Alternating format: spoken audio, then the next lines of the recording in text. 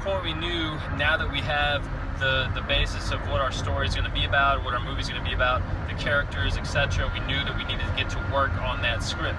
So my plan from the very start was to write the script as fast as I possibly could and do it in just a few weeks, because I knew that would allow us to start on the many, hundreds of different things we had to do in pre-production.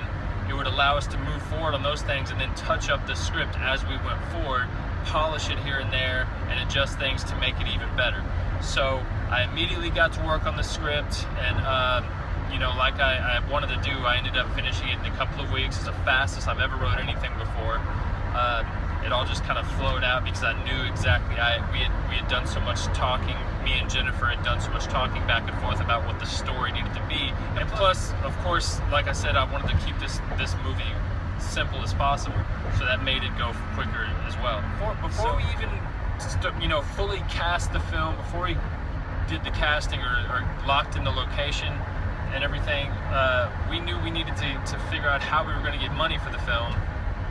Even though we knew that this was going to be a small budget film, we still had to have that money. So after I blasted through the script as quick as I could, we got started on our plan for launching a crowdfunder on Indiegogo.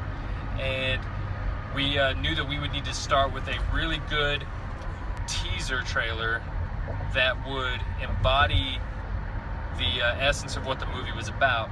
So we knew that this is going to be a creature feature style horror film, and we would really need to have some high quality, badass creature effects. Luckily, I'm friends with Heather Henry, who's an amazing effects artist, and we talked to her about helping us out, and she was just so amazing. She came out and did the creature effects for our teaser trailer, and that was just such an amazing help right there, because like I said, we needed to be able to grab people's attention, and if you have shitty looking creature effects, of course nobody's going to want to get involved in your movie.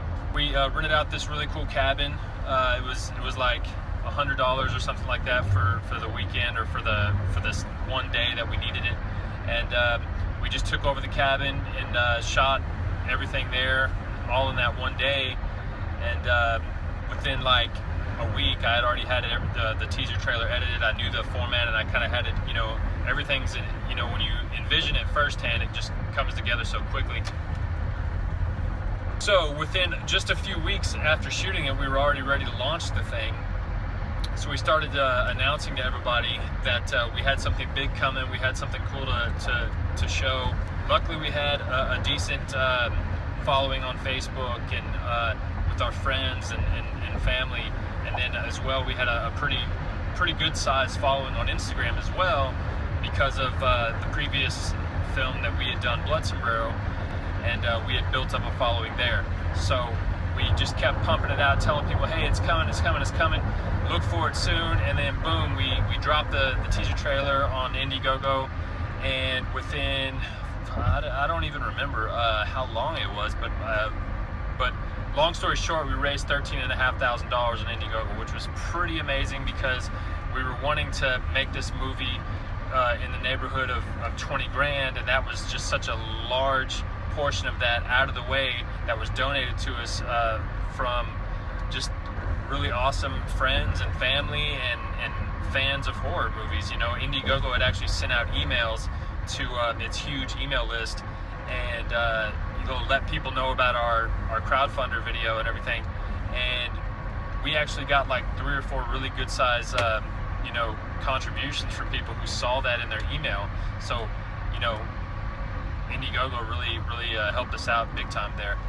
So once we had that, and we knew that was pretty successful, I dug in my pocket, deep in my pocket, and contributed a couple of $1,000s out of my own pocket.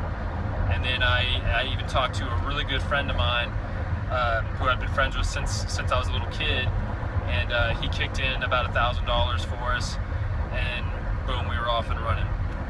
So after that, we knew, okay, we had a successful crowdfunding campaign, or successful in our eyes, you know what I mean? Successful in the way that to me, I look at it as a success when you start with nothing and you have almost 20 grand.